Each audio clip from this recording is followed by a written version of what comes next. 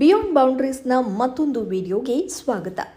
England under 19 ತಂಡದ ವಿರುದ್ಧದ 4ನೇ ಏಕದಿನ ಪಂದ್ಯದಲ್ಲಿ ವೈಭವ್ ಸೂರ್ಯವಂಶಿ ಭರ್ಜರಿ ಶತಕ ಸಿಡಿಸಿದ್ದಾರೆ.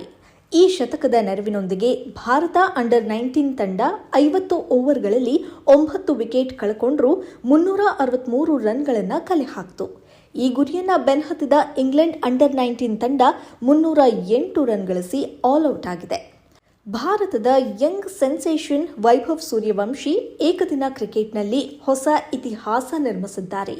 ಅದು ಕೂಡ ವಿಸ್ಫೋಟಕ ಸೆಂಚುರಿ ಸಿಡಿಸುವ ಮೂಲಕ. ವರ್ಸೆಸ್ಟರ್ನಲ್ಲಿ ನಡೆದ ಇಂಗ್ಲೆಂಡ್ ಅಂಡರ್ 19 ತಂಡದ ವಿರುದ್ಧದ ಪಂದ್ಯದಲ್ಲಿ ಭಾರತ ಅಂಡರ್ 19 ಪರ ಆರಂಭಿಕನಾಗಿ ಕಣಕ್ಕಿಳಿದ ವೈಭವ್ ಸಿಡಿಲಬ್ಬರದ ಬ್ಯಾಟಿಂಗ್ ಅನ್ನು ಪ್ರದರ್ಶಿಸಿದ್ರು. ಮೊದಲ ಓವರ್ನಿಂದಲೇ ಬಿರುಸಿನ ಬ್ಯಾಟಿಂಗ್ಗೆ ಒತ್ತು ನೀಡಿದ ವೈಭವ್ ಆಂಗ್ಲ ಬೌಲರ್ಗಳನ್ನು ಮನಸೋ ಇಚ್ಛೆ ದಂಡಿಸಿದ್ರು.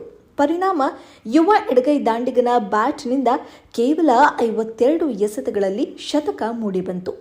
ಇದರೊಂದಿಗೆ ಯೂತ್ ODI ಕ್ರಿಕೆಟ್ನಲ್ಲಿ ಅತಿ ವೇಗದ ಶತಕ ಸಿಡಿಸಿದ ವಿಶ್ವ ದಾಖಲೆ ವೈಭವ್ ಪಾಲಾಯಿತು. ಇದಕ್ಕೂ ಮುನ್ನ ಈ ದಾಖಲೆ ಪಾಕಿಸ್ತಾನದ ಕಮ್ರಾನ್ ಗುಲಾಂ ಹೆಸರಿನಲ್ಲಿತ್ತು.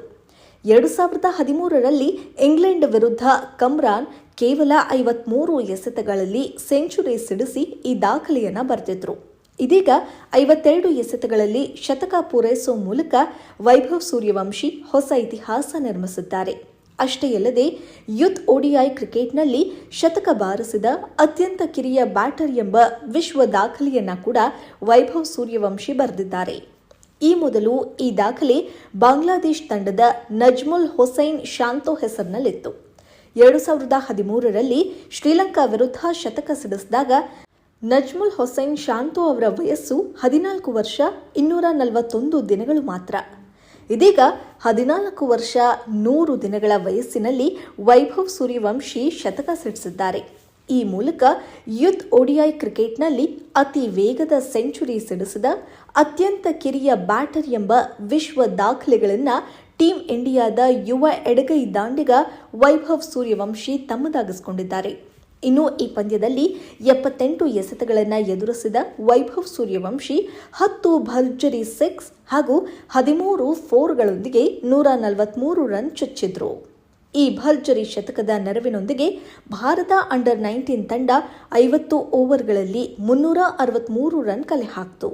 ಈ ಗುರಿಯನ್ನು ಬೆನ್ನಹತ್ತಿದ ಇಂಗ್ಲೆಂಡ್ ಅಂಡರ್ 19 ತಂಡ 308 ರನ್ ಗಳಿಸಿ ಆಲ್ ಔಟ್ ಆಗಿದೆ.